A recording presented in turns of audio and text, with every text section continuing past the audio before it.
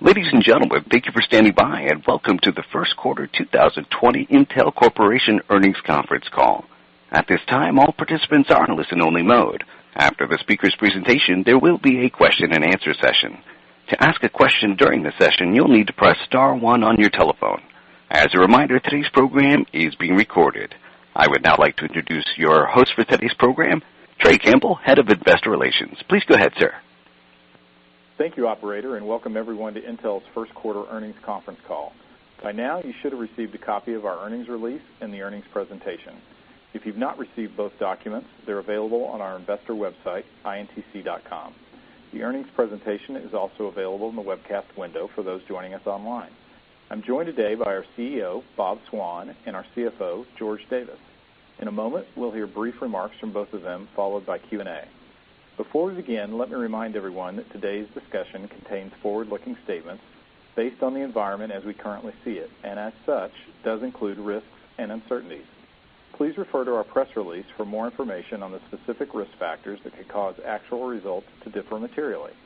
A brief reminder that this quarter we have provided both GAAP and non-GAAP financial measures. Today we'll be speaking to the non-GAAP financial measures when describing our consolidated results. The earnings presentation and earnings release available on INTC.com include the full GAAP and non-GAAP reconciliations. With that, let me hand it over to Bob.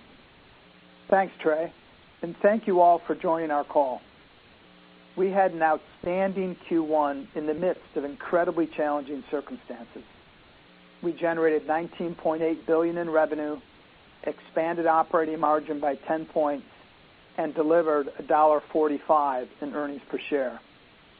We exceeded our guidance by $800 million on the top line and 15 cents on the bottom line. Our data-centric businesses grew 34% and now represent approximately 51% of the company's revenue, and our PC-centric business grew 14%. We'll talk about business trends later, but first I want to thank and commend all the Intel employees and supply chain partners who have helped keep our business operating during this unprecedented challenge.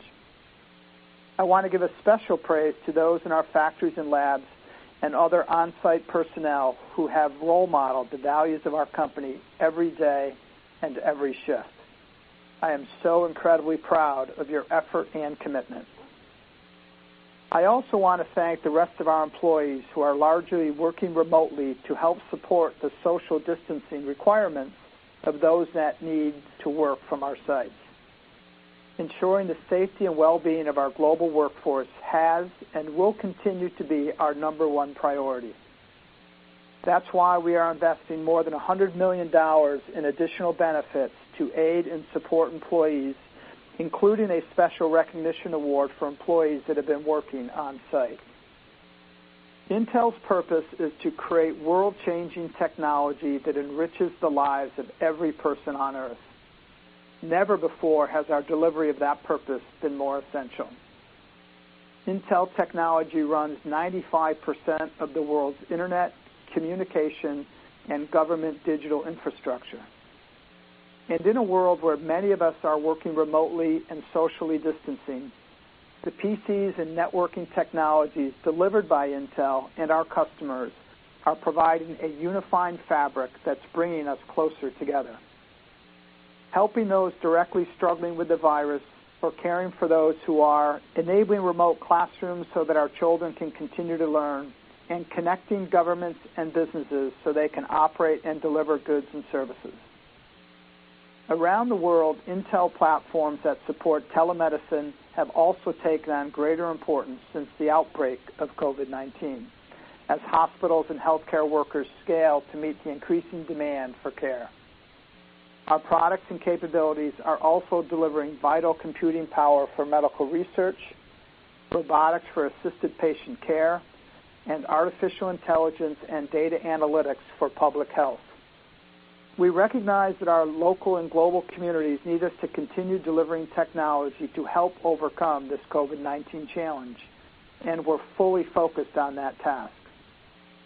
Our world-class safety standards have allowed our factories to continue to operate safely on a relatively normal basis with greater than 90% on-time deliveries. We only allow employees in our factories who are essential to the factory's operations. By design, our clean rooms and factories are among the cleanest places in the world. While most of our construction projects have remained operational, we have had to temporarily pause a few projects due to local government restrictions at a small number of our sites. We will restart those projects in due course, and we expect these interruptions to have minimal impact on our ramps and no impact on our process technology transition timelines. We also realize that solving the enormous challenge of COVID-19 requires catalyzing the world's innovation in new ways. Intel is committed to accelerating access to technology that can combat the current pandemic and enable new technology and scientific discovery that better prepare society for future crises. To that end, we've pledged $50 million in a global pandemic response technology initiative to combat the coronavirus through improved access to technology at the point of patient care, to speed scientific research, and to ensure access to online learning for students and teachers. We are also granting free access to our IP to all COVID-19 researchers and scientists. At the same time, we also know that our communities need help right now. Between Intel and our foundation, we are providing $10 million towards coronavirus relief in the communities where we have significant presence. This will aid community organizations focused on food security, shelter, medical equipment, and small business support. We also want to assist our community's critically important healthcare workers in any way possible, so we have committed more than 1 million items of personal protective equipment. We have already started delivering masks, gloves, face shields, and other gear that we've sourced from our supply chain and inventory on hand to local health authorities who are best positioned to determine the areas of greatest need. Beyond Intel's donations, our employees inspire us every day with the many ways they are applying their skills, generous spirit, and technical innovation to help people and communities across the globe persevere through this crisis. George will give more detail on what we're seeing and expect in the business, but first I want to reiterate our strategy and priorities. Even as COVID-19 drives significant disruptions across the globe, our long-term strategy to deliver the world's best semiconductors for an increasingly data-centric world is unchanged. The environment is uncertain, but our priorities are unwavering. We are focused on accelerating the growth of the company, improving our execution, and continuing to thoughtfully deploy your capital. Over the last several years, we've transformed the company and are now positioned to grow our share in the largest market opportunity in our history. We live in a world where everything increasingly looks like a computer, including our homes, our cars, our cities, our hospitals, and our factories. Additionally, we have redefined Intel Inside to include much more than the CPU, as we have expanded our silicon offering to include ASICs, FPGAs, GPUs, and Optane, among other capabilities. Our opportunity set is more and more Intel silicon inside more and more computers so that we can have a larger impact on our customers' success. And our quarterly results demonstrate the benefits of that diversity. Nowhere is growth accelerating more than in our cloud and networking businesses, where we are helping our customers transform the way they move, store, and process data.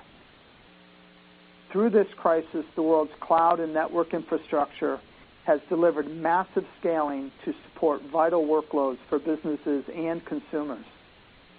Cloud-delivered applications seen as conveniences a quarter ago, such as online shopping and video collaboration, have now become indispensable.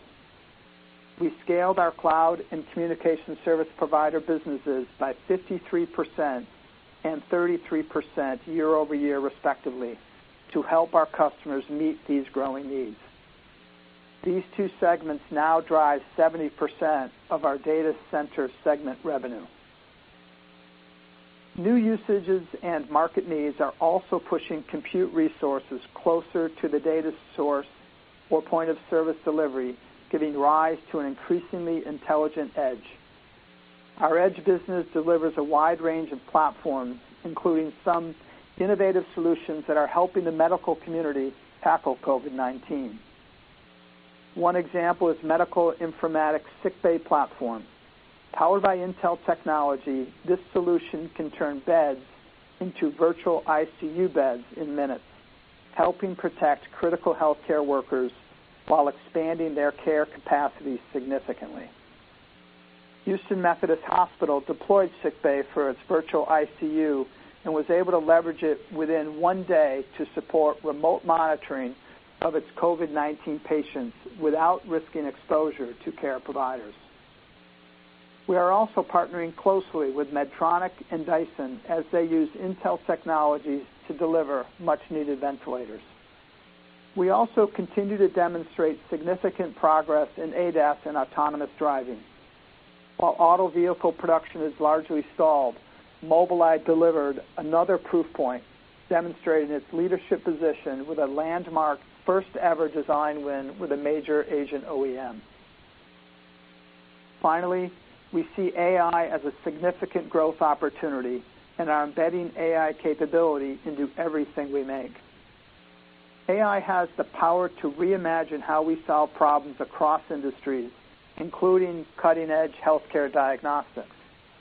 For example, in China, Intel teamed with Lenovo and BGI Genomics to accelerate the analysis of genomic characteristics of COVID-19. Our combined work will further advance the capabilities of BGI sequencing tools to help scientists investigate transmission patterns of the virus and create better diagnostic methods. And in India, we are working with government labs, academia, and industry to achieve faster and cheaper testing, accelerate drug discovery through virus genome sequencing, and help architect a pandemic response platform. We acquired Habana in the fourth quarter of last year to strengthen our AI portfolio and accelerate our efforts in a nascent, fast-growing AI silicon market that we expect will grow to $25 billion by 2024. This quarter, we have largely completed the integration. We consolidated product roadmaps, aligned software resources, and are executing to our deal thesis. We're also now sampling Habana's first deep learning training processor to large CSPs. I'll now take a few minutes to discuss how we're executing to our supply and roadmap objectives. Shortly after our January call, we started to see the impacts of COVID-19 in China force many of our ODM partners to extend Chinese New Year factory shutdowns. ODM partners have now returned to work and production is increasing every week. As I mentioned earlier, our factories remain operational, and in Q1 we are able to mitigate most of the COVID-19 related supply chain disruptions and fulfill all of our customers' committed client CPU orders as expected. We remain on track to add sufficient wafer capacity this year so that we meet market demand and restore our PC unit inventory to more normal levels. Near-term PC demand has increased due to work from home and online learning, but the second half demand picture is more uncertain. We continue to assess how COVID-19 impacts to the economy will offset the immediate catalyst for more remote work and will balance wafer start plans accordingly. We have made strong progress on a wave of 10-nanometer based product introductions this year. This quarter, we announced the new Intel Atom P5900 SoC, Snow Ridge, a 10-nanometer based new addition to our portfolio of 5G capabilities. We are a leading silicon provider in 5G infrastructure, and Snow Ridge expands our reach to the fullest edges of the network. With major design wins at Ericsson, Nokia, and ZTE, we expect to be the base station market segment leader by 2021, a year earlier than previously committed. In the middle of this year, we'll debut our next generation mobile processor, Tiger Lake. Using our second-generation 10-nanometer process, Tiger Lake will deliver breakthrough performance, and our customers have more than 50 fantastic Tiger Lake-based notebook designs lined up for the holiday season. Finally, in the latter part of 2020, we continue to expect initial production shipments of our first 10-nanometer-based Xeon scalable product, Ice Lake. While product development in a work-from-home environment is extremely challenging, we are largely on track for our 2020 product deliverables. We are always mindful of our role as stewards and thoughtful allocators of your capital. We generate significant cash flow and have an excellent balance sheet. We're committed to our dividend, and we repurchased $4.2 billion in shares during the quarter. In light of the uncertainty, we took some actions to dramatically strengthen our liquidity position that we felt were prudent. We raised $10.3 billion in debt to further underpin an already strong balance sheet, and we suspended our share buybacks. We think this level of conservatism is appropriate at this phase, and we intend to reinstate our buyback program as circumstances warrant. Our focus now is on investing in our products and process technology and ensuring we have the capacity to meet our customer needs. We also continue to take a disciplined approach to our portfolio of investments, including an agreement to divest our home gateway platform business.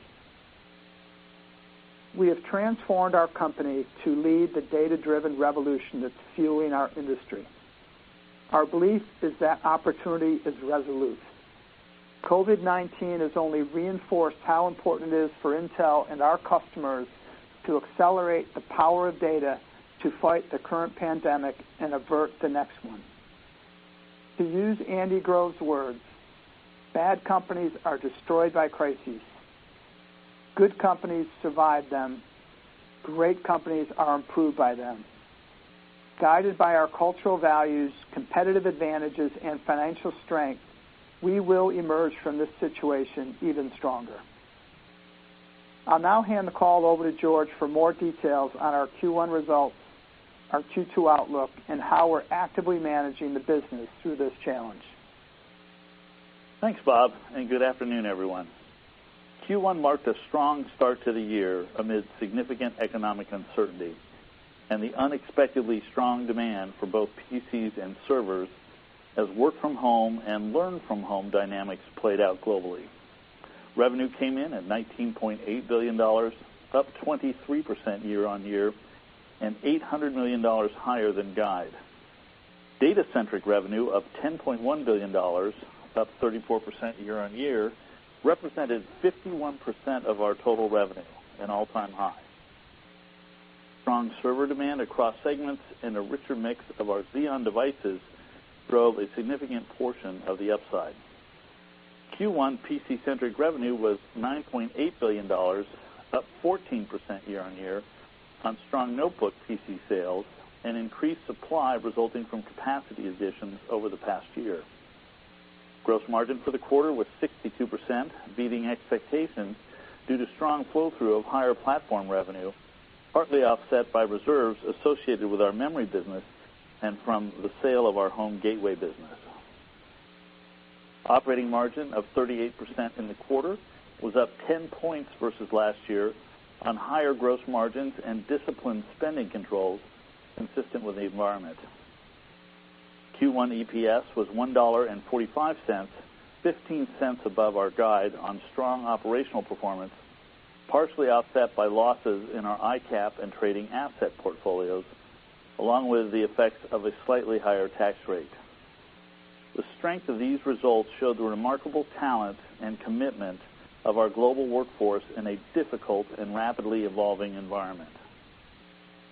In Q1, we generated $6.2 billion in operating cash flow and invested $3.3 billion in CapEx, with $2.9 billion of free cash flow, up 76% year-over-year. We returned $5.6 billion to shareholders via dividends and share repurchases. As Bob mentioned, we announced a pause in our share repurchase program as we felt it was prudent to do so in the current economic environment. This does not change our commitment to returning $20 billion in repurchases as outlined in October last year, and we plan to resume the program when market dynamics stabilize. With Q1 buybacks at $4.2 billion, we have already more than offset expected dilution associated with employee stock compensation for this year. In addition, our dividend policy remains unchanged, with $1.4 billion in dividends paid in Q1. Let's move to segment performance in Q1. Data Center Group revenue of $7 billion was up 43% from the prior year, coming in higher than expectations with strength across our customer landscape. Year-over-year platform volumes and ASPs were up 27% and 13% respectively. While year-over-year comparisons benefited from a weak Q1 19, revenue in the quarter came in at the second highest level ever for DCG. Revenue was up 53% in cloud, 34% in enterprise and government, and 33% for communication service providers. DCG adjacencies also delivered solid growth, with revenue up 35% year-on-year on strong adoption of networking solutions. Our other data-centric businesses were up 19% year-over-year in Q1, despite more tangible COVID impacts. IOTG operating income declined 3%, primarily on lower revenue from industrial and retail. Mobileye revenue and operating income were up 22% and 29% respectively, driven by continued ADAS penetration and new IQ program launches, offset partially by eroding conditions in the automotive market. While Q1 marked a record for Mobileye revenue, we expect 2020 revenue growth will be lower than our prior expectations, as automobile production and volume ramps are being materially impacted by COVID-19. NSG revenue grew 46% on strong bit growth and improved pricing. Better market conditions versus last year, along with cost reductions on strong factory performance, resulted in a lower operating loss of $66 million. ESG revenue grew 7% year-on-year on cloud and enterprise strength, partially offset by weaker embedded and communications segments. Operating income was up 9% on higher revenue. DCG revenue was $9.8 billion in Q1, up 14% year-over-year, driven by notebook market strength and higher modem sales. PC unit volumes were up 13% year-over-year on higher notebook demand and increased supply. Notebook demand strength is expected to continue into Q2, with more people working and learning from home due to COVID-19 related shelter-in-place orders. Operating margin was 43%, up 7 points year-on-year on higher revenue and lower spending driven by the 5G smartphone modem exit, partially offset by higher unit costs associated with the ramp of 10-nanometer products. Let's move to our second quarter outlook. Given the environment in the global economy, the range of potential outcomes has a wider distribution than normal. Based on demand signals from our customers, we expect the strength in cloud and comms infrastructure to continue in Q2, while IOTG and Mobileye will see lower demand driven by COVID-19. As a result, we expect total revenue of $18.5 billion, with PC-centric approximately flat to slightly up year-over-year, and data-centric up approximately 25% year-over-year. Operating margin is expected to be approximately 30%, down 1 point year-on-year on lower gross margin, largely offset by lower spending on higher revenue. Gross margins are expected to be approximately 56%, down 6 points sequentially due primarily to 3 reasons. Pre-qualification reserves associated with the ramp of our next 10-nanometer client product, codenamed Tiger Lake, lower sequential revenue, and an accelerated ramp of 10-nanometer products, including Ice Lake client CPUs and 5G SoC. The Tiger Lake reserves are not expected to impact full-year gross margin, as we expect to sell through the reserved inventory in the second half of the year. As a result, Q2 EPS is expected to be approximately $1.10 per share. Moving to the full year. With limited visibility due to the uncertainty driven by COVID-19, we are not guiding the full year. However, I do want to spend a few minutes discussing the expected headwinds and tailwinds we are monitoring and our response to the market dynamics. Tailwinds are most evident in the first half of the year on strong demand for mobile compute and related infrastructure on the dynamics of sheltering in place. In particular, mobile PCs, cloud, and network infrastructure for 5G remain above seasonal trends. Headwinds include the impact of a global recession on IoTG and markets, particularly industrial and retail, lower automotive production impacting Mobileye, and slowing enterprise and government data center demand. We also expect the PC TAM to weaken in the second half as GDP effects outweigh the initial demand bump from COVID. Also, given the volatility in the markets in Q1, losses in our ICAP and trading asset portfolios were negatively impacted EPS by 3 cents. Given the uncertain environment, this remains a watch item for the remainder of the year. In response to these market dynamics, we acted swiftly and strengthened liquidity. In addition to suspending repurchases, we issued $10.3 billion in debt in the quarter.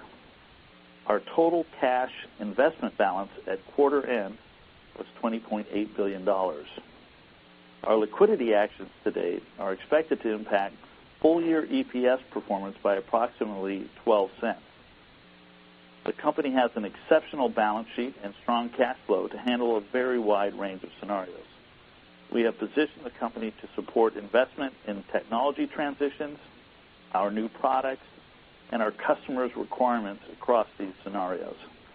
As you would expect, we are very focused on cash flow management and believe our free cash flow generation this year will be resilient as impacts from COVID are tempered by first-half demand strength, OPEX savings initiatives, capital actions, and tight working capital oversight. To conclude, I'd like to join Bob in thanking our employees worldwide who are working diligently in these challenging times to provide products essential to the world. With that, I'll hand it back to Trey, and we'll get to your questions. All right. Thank you, George. Moving on now to the Q&A. As is our normal practice, we would ask each participant to ask just one question. Operator, please go ahead and introduce our first caller. Certainly. Our first question comes from the line of John Pitzer from Credit Suisse. Your question, please. Yeah, good afternoon, guys. Congratulations on the solid results. I'm just wondering if you could give us a little bit more detail on the gross margin decline heading into the calendar second quarter. George, you kind of broke it up into 3 different categories. I'd be interested on magnitude of Tiger Lake versus just lower volumes and then other 10-nanometer parts. And I guess more importantly, how do we think about kind of normalized sort of gross margins as you get past some of the startup costs for a faster 10-nanometer ramp? Yeah, thanks, John. So the margin picture is really unchanged from what we've talked about in the past in terms of how we think our product roadmap is going to move, products that we expect to introduce, and their margin structure. And what you're seeing in Q2 is largely a timing issue, and about half of the impact that you're seeing in gross margin in the quarter is from the Tiger Lake pre-PRQ reserves. Obviously, the fact that, and that's both sequentially and year over year. So I think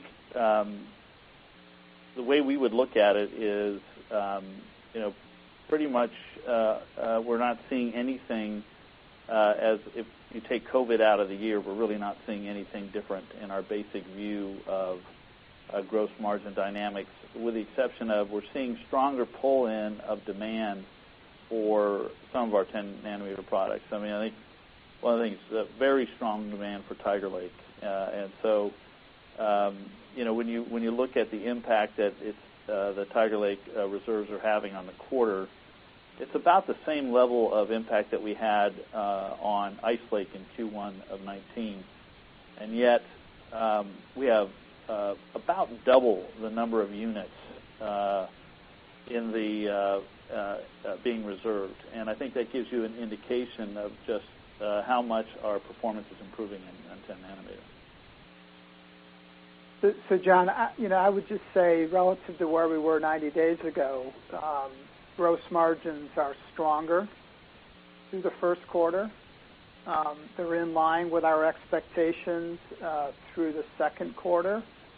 And to George's point, despite the timing dynamics of pre-PRQ reserves that we take in the second quarter and recoup in the second half, the only other change is just that we feel confident in accelerating the ramp for 10. So from our vantage point, at or better than kind of how we started the year, and we feel very good about gross margin performance. We're very excited about the Tiger Lake product ramping going into the second half and the 5G Snow Ridge product that we announced. So all in all, gross margin dynamics pretty strong. On the second part of your question, I'd go back to the commentary that George provided back at our Analyst Day in the spring, which is obviously when we transition from a mature node to a new node, margins tend to come down. We indicated that we plan to get back on a 2 to 2.5 year cadence, which means in 2021 we'll be ramping 10 nanometer even more, while we're investing in 7 nanometer that we anticipate having in the fourth quarter of 2021. So those dynamics of from a mature node to a new node impacts the gross margins of the business, but we feel like it's we're well on track from the plans we laid out and feel pretty good about a dynamite first quarter and an outlook for the second quarter in line or better than what we expected. Thank you. Our next question comes from the line of Blayne Curtis from Barclays. Your question, please. Hey, guys. Thanks for taking my question. If I could just follow on John with the gross margin. I mean, I know you're not guiding full year anymore, but when we look out at that trajectory that you had given us, I was wondering if you could just kind of step us through with this acceleration and actually maybe looking back at last year, if you look at the improvement you saw off that low quarter, just kind of any kind of directional guidance of where this gross margin can go from here. Yeah, I mean, first off, I think you're going to see, Blayne, that gross margin is going to improve, all things being equal, just from the fact that starting in the third quarter, we'll start to see the chips that have been reserved this quarter coming out on a zero cost basis into gross margin. And again, it's really hard to think about the second half in terms of how demand's going to look compared to what we ultimately thought when we first gave guidance, which is because of all the obvious issues related to COVID. I just go back to, as we look at what we guided all the way back in May of 19, if anything, we're ramping 10 nanometer a little faster. We're seeing clear evidence of improved performance on 10 nanometer. And so we feel good about the overall gross margin dynamics. You can see how our other cost initiatives are helping. 5 points out of the 6 points impact is being offset by effectively the OpEx percentage. So overall, I would go back and say no real change to our fundamental outlook. But when you overlay COVID, it's we'll just have to see how that plays out. Thank you. Our next question comes from the line of Vivek Arya from Bank of America. Your question, please. Thanks for taking my question, and I appreciate all the color in these uncertain times. I'm curious how you are directionally feeling about the CapEx guidance for the year. I think you had about a $17 billion number before. I understand the need to be responsive to the macro dynamics and in preserving the balance sheet. but you upsided first half by quite a bit, and you're also accelerating the move to 10 nanometers. Does that create some upward bias, or at least protect the kind of capital spending plans that you had for the year? Any puts and takes would be really helpful. Thank you. Yeah, Vivek, I'll start, and then George will fill in.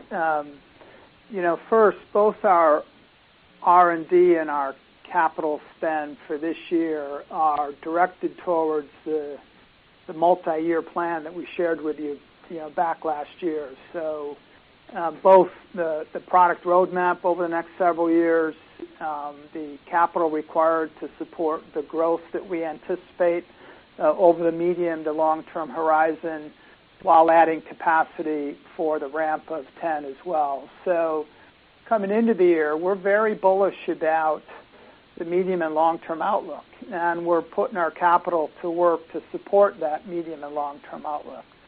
And that's not going to change.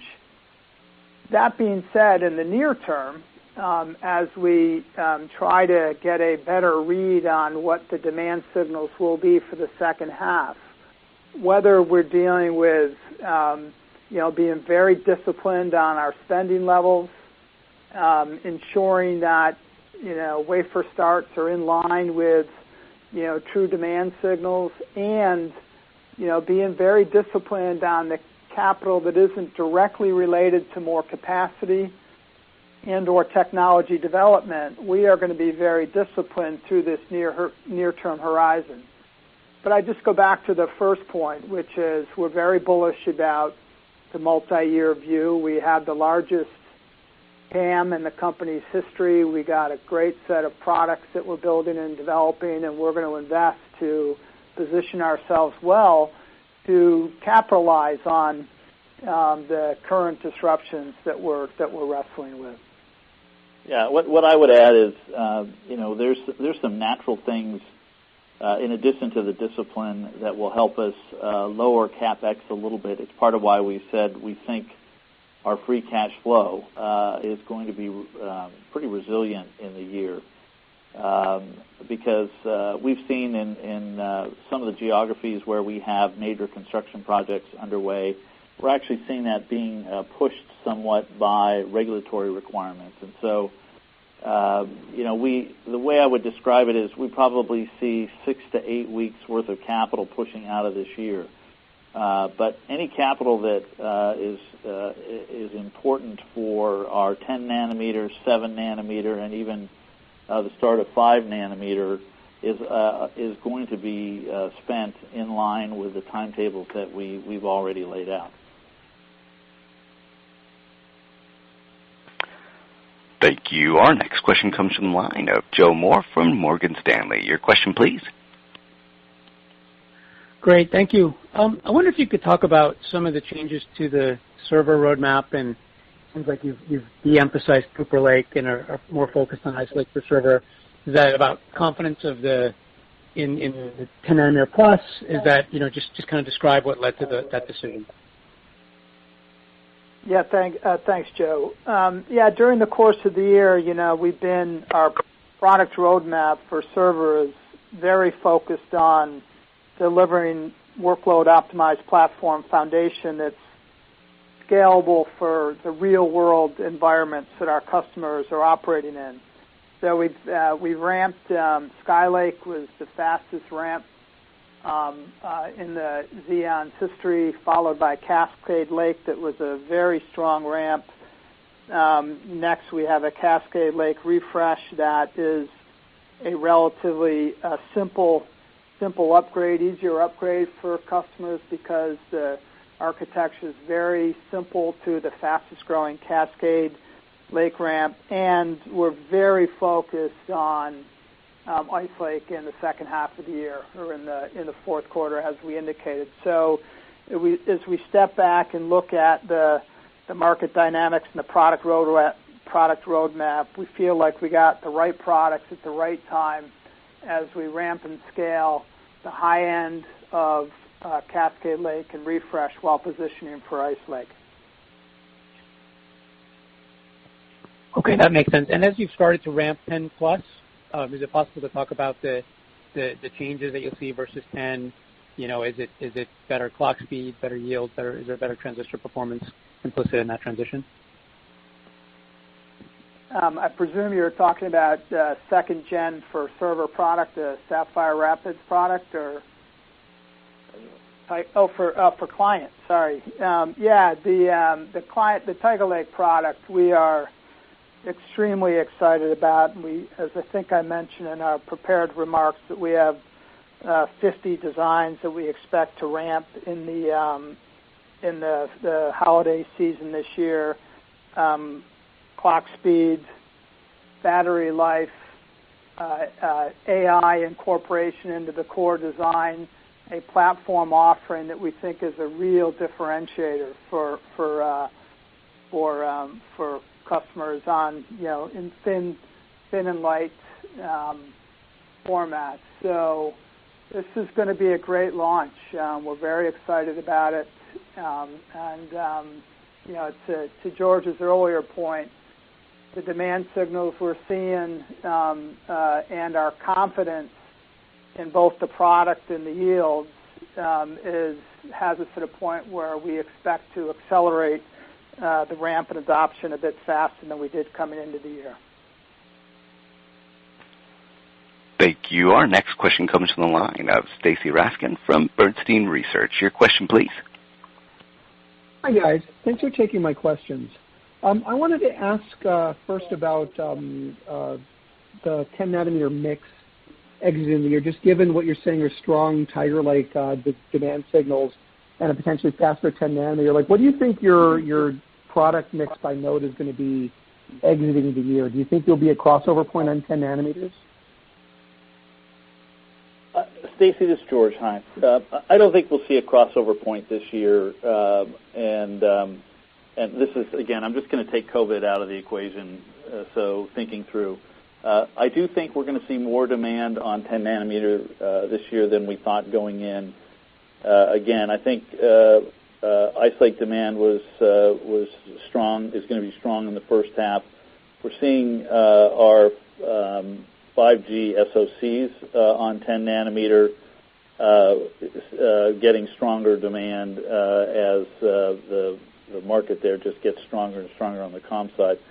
But Tiger Lake is really, I think, going to be the driver for us in being above our expectations for all the reasons that Bob just covered. But it won't be enough. It won't be enough to cause a crossover. Thank you. Our next question comes from the line of Ross Seymour from Deutsche Bank. Your question, please. Hey, guys. Thanks for letting me ask a question. I wanted to go to the data center group. You had the color commentary about the enterprise and government being weaker in the second half, and I don't think that surprises anybody. But I wanted to see what sort of color you're getting in the other 70% of that segment on the cloud and the comm side. And specifically, you had worried earlier this year that we'd enter a digestion period. So I wanted to see if your views have changed on that. And then in the comm service provider side, how much of that actually acts like the enterprise and government versus the side that benefits from the 5G ramp? Any pluses and minuses there would be helpful as well. Thank you. Yeah, thanks, Ross.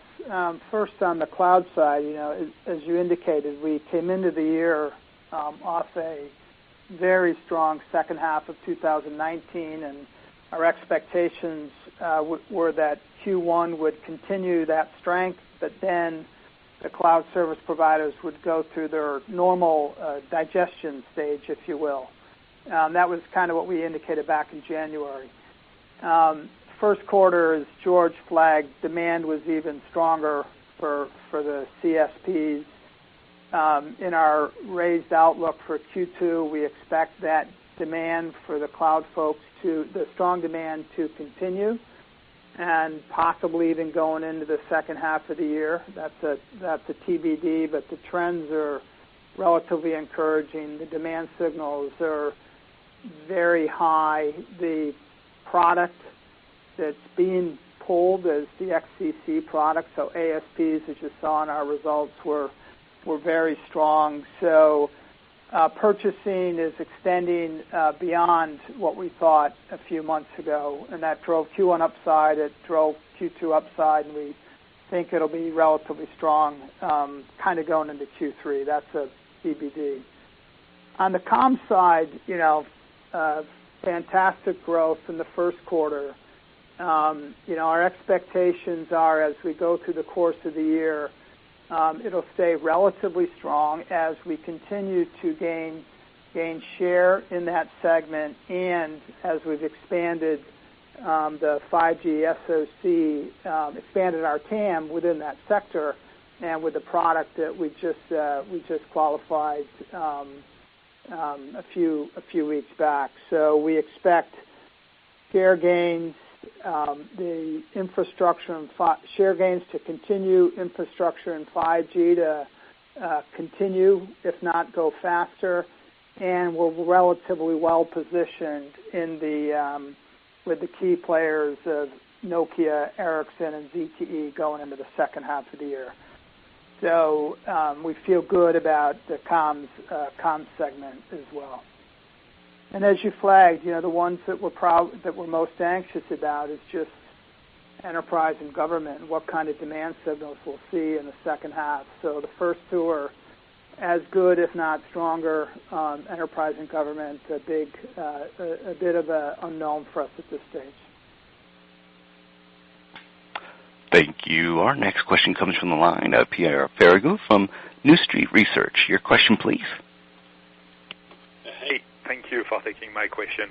I'd like to get back to your performance in PC in the first quarter. So you're up 14% year on year.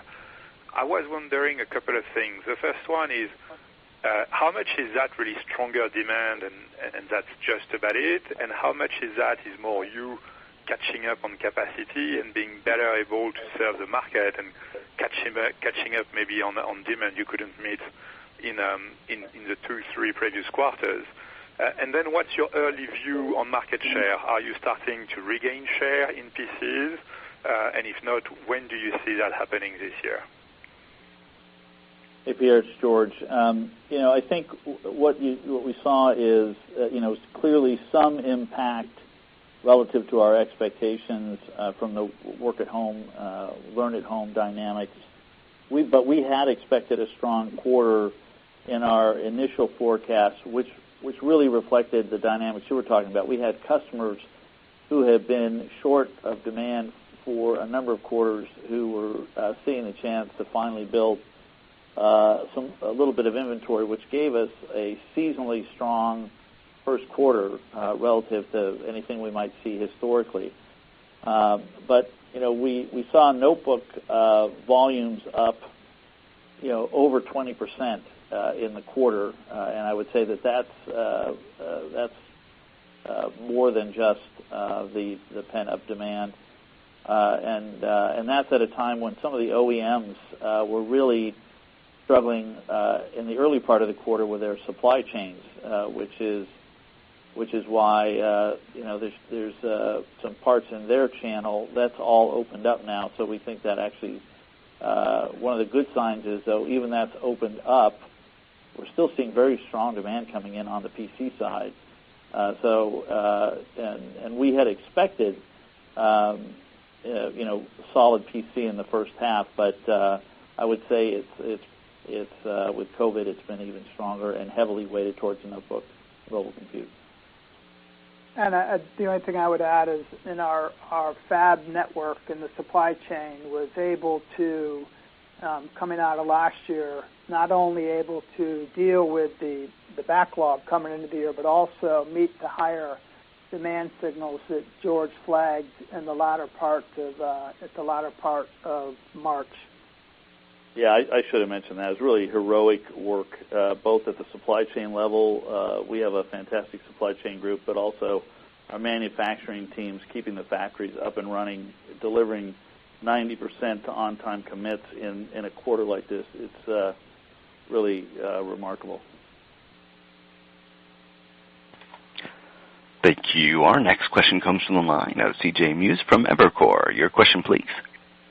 Yeah, good afternoon. Thank you for taking the question. I realize that you removed your guidance for the full year, but if I look at your results and your guide for Q2, it would suggest data-centric tracking maybe down 2% half on half in the second half, and PC down 14%. And just curious, is that directionally how you're seeing things, or I guess given the positive trends in notebooks and the weakness on the enterprise and government side, perhaps it's a bit more muted, and would love to hear your thoughts on that. Yeah, I'm not going to be able to give you a full year guide by pieces, but I appreciate the question. I think that maybe talking a little bit, CJ, about headwinds and tailwinds, which we referred to on the call. Clearly, cloud is a tailwind, and cloud and mobile compute are a tailwind for the first half for sure. I think cloud continues to be will probably be helpful throughout the year. But at some point we're going to see the impacts of the recession start to impact demand on PCs. So we're that's certainly a headwind that is a reasonable expectation for the second half of the year. We're already seeing the impact of the recession on IOTG, particularly in industrial and retail. We're seeing in automotive, Mobileye had a record quarter in Q1, but I think the full year is going to be certainly weaker than we had expected coming into the year. Now, not nearly as weak as automotive overall because they continue to grow. They're in a part of the automotive market that is growing substantially, and they have the leadership position in ADAS, and so it'll be more subtle of an impact, but still an impact nonetheless. And then, as Bob said, on the data center side, enterprise and government appear to have been very strong in the first half, and so we would expect some digestion. How those things all play up and what percentages play out, CJ, I really can't say, but those are the things that we're watching to see how the year's going to play out. Thank you. Our next question comes from the line of Srini Pajjuri from SMBC Nikko. Your question, please. Thank you. George, I want to go back to the gross margins. I think you did a great job giving us color about half of the impact from Tiger Lake. I'm just wondering, the remaining half, is that because of reserves, which is going to reverse in the second half, or is this something more structural or mix-related that's going to persist for the next few quarters? I would love to hear some color on that. Thank you. Well, I think the things that are structural is we're going to see more 10-nanometer demand in the year than we had forecasted at the beginning of the year, and that'll have a little bit of a dampening on margins, but not materially different from what we had seen coming into the year. The temporary impact is really the reserve action, which will reverse. It is about half of the year-over-year effect, and so I would say the other impact again is if we look year-over-year, we're just seeing a much larger uptake of Ice Lake and 5G SoCs year-over-year, but much of that was expected. I would say both Ice Lake and the 5G SoCs are a little bit stronger than we would have thought coming into the year, and which is consistent with just the demand activity that we're seeing in mobility and the infrastructure around that. Yeah, and just we came into the year with an outlook of 59% gross margin for the year, and I would just say through the first 90 days, we're much better. To the next 90 days, we're better or in line. And the dynamics of the pre-PRQ reserves are no impact on the full year. Therefore, net-net, to the first 6 months of the year, we feel just as good about our gross margin performance and even better about our ability to ramp 10 nanometers. So we're feeling very good about how the first half of the year is playing out relative to where we were 90 days ago across demand signals and gross margin performance. Thank you. Our next question comes from the line of Timothy Arcuri from UBS. Your question, please. Thanks a lot. I'm just wondering if you can talk about channel inventory. There's customers in a lot of your end markets seem to be a little concerned about supply disruptions, and sell-in seems to be a little bit above sell-through. Sell-through seems to be weakening a little bit. So, can you talk about the potential for some inventory correction later this year and sort of how you track that? Thanks. We're obviously very focused on understanding that. I would say any kind of dislocation that we're looking at right now is more a function of just the supply chain challenges that some of the OEMs had, particularly in the first half of the first quarter. But we've been watching that pretty closely because we want to make sure that this kind of build-up at our customer level makes its way through to the end customer. And we're seeing